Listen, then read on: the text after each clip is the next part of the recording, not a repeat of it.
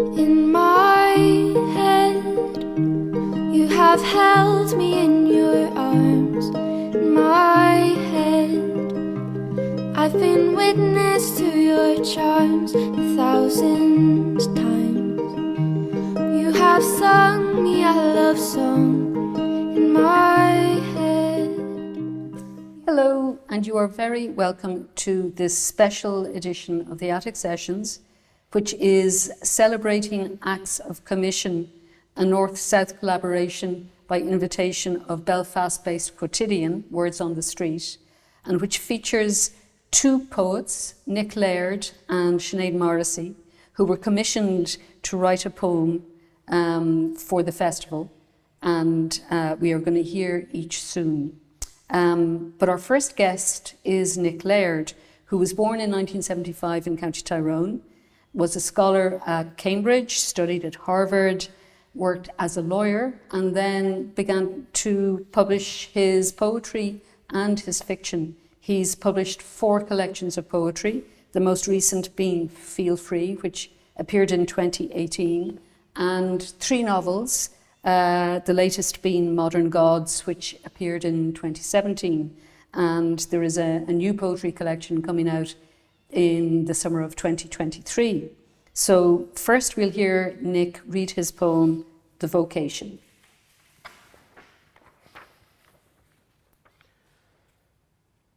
It's all right for a poet to have some dirt beneath his fingernails or a piece of leaf caught in her hair. When you ask him how he's doing, it's fine for him to shuffle up the bench a bit to let the ghost sit down, or for her to pull a tangled length of metaphor out of her pocket to tie together all the losses. It's normal for a poet to choose to sit by the window while the novelists prefer the aisle. When poets turn on each other, they are like milk turning. When they love, they are children with money. They think their desk is an altar, and wearing that black sweater speaks of perpetual mourning. That staring at the ceiling is an hour spent thinking how the mundane deserves its beautiful due.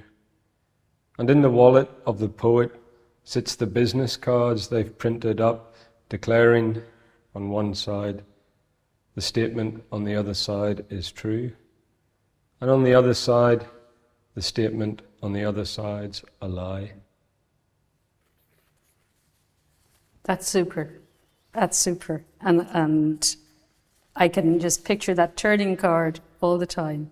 But I'm wondering about the process of commission. How difficult it is if somebody says to you, I'd love you to write a poem. Does it feel, George Sanders talks about this idea that, art doesn't have a clear-cut intention. So you can't set out knowing what you plan to do, and presumably with a commission, there's some plan. This was a very open commission, so it just was give us a poem. So that was the ideal kind of commission, because you don't have to go along a line, as it were. We hate poems that have designs on us. It's very hard to decide, well, I'm going to write a poem about X, Y, or Z. Maeterlinck, that Belgian poet, has a great line about nothing, however great, is guaranteed to make a poem, but something, however small, might. You never know where the poem comes from.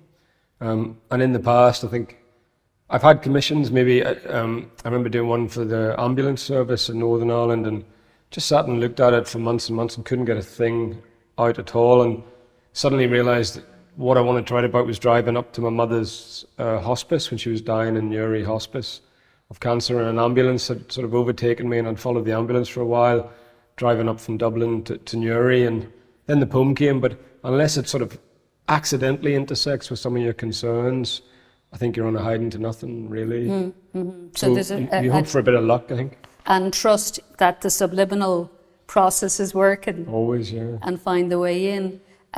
In this poem, you're playing with notions of identity. It seems like you're contrasting the experience of the novelist and the poet. The novelist prefers the aisle, the poet the window. And you, as we've said, are both a published novelist and a published poet. Is there that struggle within your own personality, the writing of each?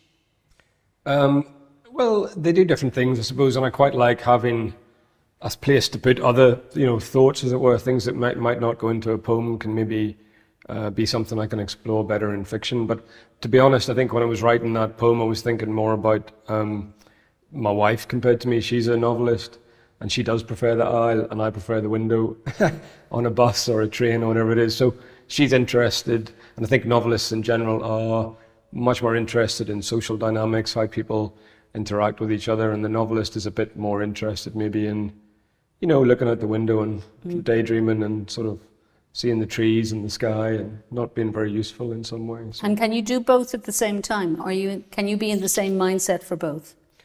Well, I can't write them both at the same time, and if I'm trying to write a novel, I can't really write a poem. I'd have a kind of decompression period, of a day or two in between them, really. The novels would tend to become a wee bit kind of elliptical, and the poetry would kind of become a wee bit, prosy. So I do try and keep them separate. I don't know that I'll write, more fiction. I haven't got anything on the go at the minute. So unless something occurs to me that I want to write about, poetry is something that is always with me, and the poems kind of pop up. But you do need something else to do, and you're waiting for the poems to come along. The subject matter, can it be that, I wonder sometimes, because I wrote one novel, but always found that I enjoyed narrative poetry. So do you think that there are very distinct subject matters for each? In terms of whether there are some things that you just simply couldn't write in poetry, that you need the expansion of the novel to allow you to explore? Poetry is a broad house and becoming broader all the time, but I'm not a great one for, say, prose poetry, and these little short flash fictions and stuff, I think they're all good and interesting, but I do like a poem that has a kind of a rhythmic drive and some kind of overarching formal necessity to it. Partly for myself, the poem sort of seems to come if there's something else driving it, some kind of principle behind it. I've never managed to get through a novel in verse, even like a poet as fantastic as Les Murray or whatever. I just couldn't finish them. It's just too. I tried Vikram Seth, The Golden Gate. Yes. I don't have the time or will, but that's probably me. I don't know. I think whenever there's something like that, a novel in verse, which is a rhyme thing, when you're waiting for the rhyme to click into place, it becomes just sort of overwhelmingly dull. Like you're just waiting for the next thing to go. So I want a wee bit of surprise. So I like lyric. Lyric excites me. You don't really know where you're going with it. You can feel the poet has entered into it in a kind of spirit of unknowingness and is surprising themselves with what they discover. And I think I want that as a reader too. Have you written short stories? Because they say that the short story is a lot closer to the poem in terms of sometimes it is an image that sort of drives the... One little thing that you'll see, like a scene. No, and the reason I think I haven't written them is because they are close to it. I wrote one very bad short story that's in an anthology somewhere, but I think for me they are similar. And that sometimes you'll alight on some kind of scenario or scene, and that will make a poem in some way, especially along with some wee verbal flicker, something interesting going on there. But no, I like the novel expansive thing. You look at people. It's a different kind of baggage restriction that you get in the poems, and particularly.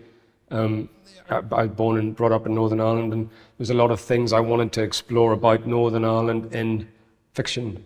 Partly, I always felt that the narrative was not complicated in a way, and I wanted to complicate it in certain ways through fiction. And people like my parents, there wasn't a book in the house growing up, whatever, but they would have been able to, actually they didn't read my books, but they would have been able to read the books in a way. You're appealing to people maybe who wouldn't pick up a poetry book with a novel. So the reach is, I think, a bit wider in some ways. Yeah, absolutely. Well, it's been a pleasure to talk to you about your poetry, and thanks for being part of the Attic Sessions. Thanks for having me. I dream, 'cause it's the closest I'll ever get to you.